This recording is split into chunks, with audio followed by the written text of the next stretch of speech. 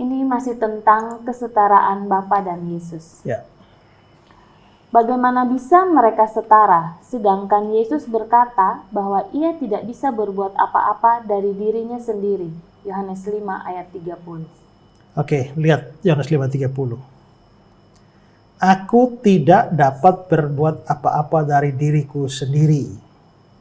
Aku menghakimi sesuai dengan apa yang aku dengar, dan penghakimanku adil, sebab aku tidak menuruti kehendakku sendiri, melainkan kehendak Dia yang mengutus aku. Ini kata-kata yang bergaris bawah ini. Aku tidak dapat berbuat apa-apa dari diriku sendiri. Ini ayat favorit dari mereka yang tidak percaya Yesus itu Allah atau Tuhan. Ya, mau saksi Yehova kah, Unitarian kah, Islam. Nah ini selalu pakai ayat ini. Aku tidak dapat berbuat apa-apa dari diriku sendiri. Bayangkan seorang Tuhan Berkata seperti itu. tidak bisa berbuat apa-apa. Assalamualaikum warahmatullahi wabarakatuh. Masih kembali di channel saya. Terima kasih kepada teman-teman masih setia menonton, mendukung, menyaksikan konten dari channel ini.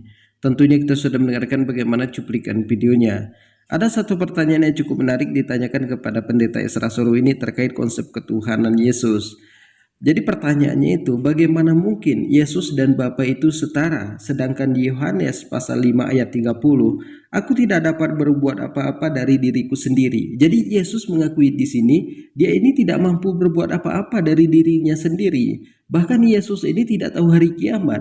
Dan Yesus mengatakan di dalam Alkitab, aku hanya diutus kepada domba-domba yang tersesat dari kaum Bani Israel.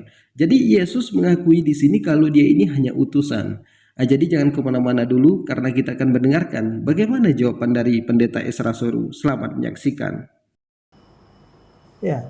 Nah, ini ayat ini seolah-olah menunjukkan bahwa Yesus tidak mampu apa-apa. Tapi kalau kita memperhatikan konteks ayat ini, itu kan ayat 30. Kalau kita mundur sekian ayat, kita akan ketemu di ayat 17-18.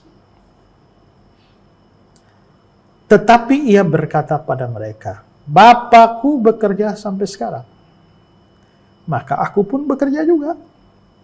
Sebab itu orang-orang Yahudi lebih berusaha lagi untuk membunuhnya, bukan saja karena ia meniadakan hari Sabat, tetapi juga karena ia mengatakan bahwa Allah adalah Bapaknya sendiri, dan dengan demikian menyamakan dirinya dengan Allah. Menyetarakan dirinya dengan Allah. Making himself equal with God. Jadi Yesus sedang menyetarakan diri dengan Allah Bapa. Kita tahan sejenak. Kalau kita mendengarkan penjelasan dari pendeta Ezra Soro ini, bahwa Yesus itu lagi mau menyetarakan dirinya dengan Allah. Kalau dia menggunakan lagi mau menyetarakan dirinya dengan Allah, berarti ini tidak setara. Karena kalau setara itu adalah sejajar. Tapi kalau mau menyetarakan dirinya dengan Allah, dia ini mau mencari kesejajarannya dengan Tuhan. Jadi kalau kita dengarkan penjelasan pendeta Ezra Soro bahwa Yesus itu bukanlah Tuhan karena mau menyetarakan dirinya dengan Allah, artinya tidak sejajar. Kalau sejajar itu setara. Jadi buat teman-teman di sini jangan kemana-mana dulu, kita dengarkan selanjutnya.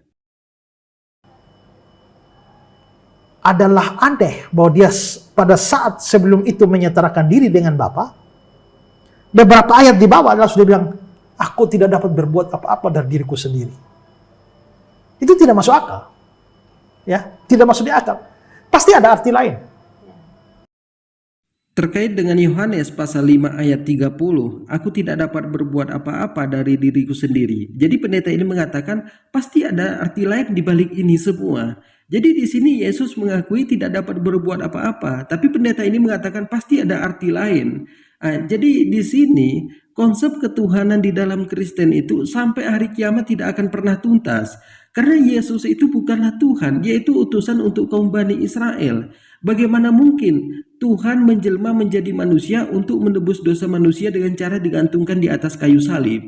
Kristen ini adalah agama bisnis. Kita dengarkan selanjutnya. Nah, artinya itu apa? Ini bukan menunjukkan ketidakmampuan. Ya.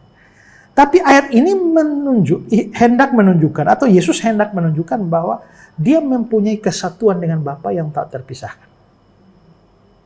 Ya. Ini membuat Dia tidak bisa melakukan apa-apa terpisah dari Bapa. Dia tidak bisa melakukan sesuatu yang melawan kehendak Bapa. Ya.